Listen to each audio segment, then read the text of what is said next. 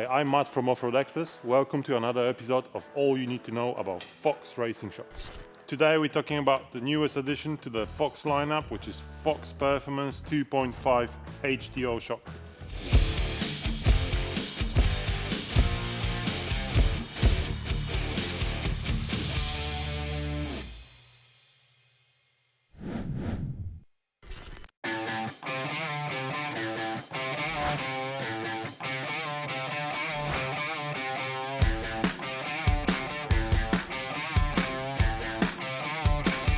In the previous episode I was talking about 2.5 Elite series, and I did mention it's good to know a little bit about those shocks to find out why the 2.5 Performance shocks are so good. And today we're going to be comparing them to the 2.5 Elites and also the 2.0 Performance series. Old and trusted, a little bit newer, awesome shocks, and something in between, but completely different shock.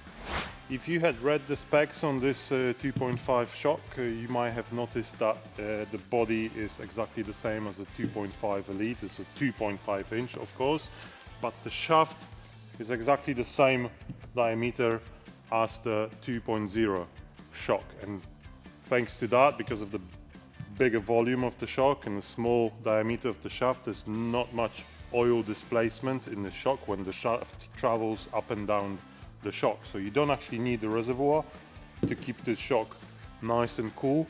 And obviously you do have an aluminium body that amazingly dissipate heat. Both 2.5 Elites and 2.0 shocks are velocity sensitive shocks. That means the damping depends on the speed of the shaft that moves in and out of the shock body. And of course the same comes for the 2.5 Performance, but Fox has added another piston that is position sensitive. Now let me explain what position sensitive means.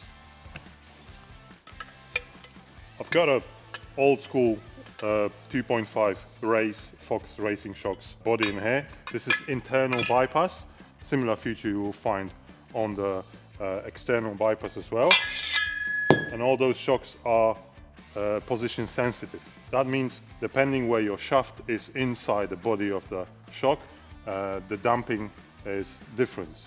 And the way it works is simply opens up those little ports in here in the internal body, and obviously in the external bypass this happens through those little tubes that you can see on those fancy looking shocks. And what happened in this shock, the piston that is located in the end of the shock body only works when the shaft is almost fully extended. It slows down the speed of the shaft, increasing the damping and making the shock a little bit harder. And obviously when you top out the shock, this means the shock's going to be a little bit softer. You're not going to feel that jerk, you're not going to feel any uncomfortable things.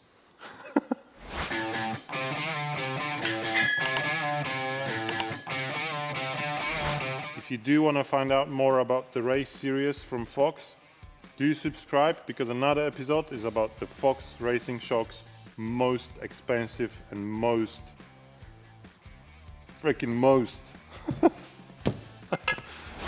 To explain a little bit better how the HTO piston works, let's focus on what happens with this shock or any other shock when it reaches the full travel, when it's compressed or extended. So what happens with your shock when you reaches full bottom out? When the shock compresses, you will hit that little bumper stop on the shock. On some shafts it will look like this, on coilovers it's actually much bigger. And obviously on pretty much all suspensions there are bump stops located on like a lower control arms, on the axle, sometimes on the frame. So the axle as part of your suspension will hit the bump stop. So your shock is actually fully protected in this case. But what happens when the shock fully extends? In some vehicles, when the shock is a limiter of the travel, this can happen. The shock can reach the full extension, and then the only part that actually protects most of the shock is the little bumper inside of the top cap, the head seal. This is just a small rubber part that just protects the internals of the shock. If we're talking about the H2O piston, the piston works only when the shock is almost fully extended.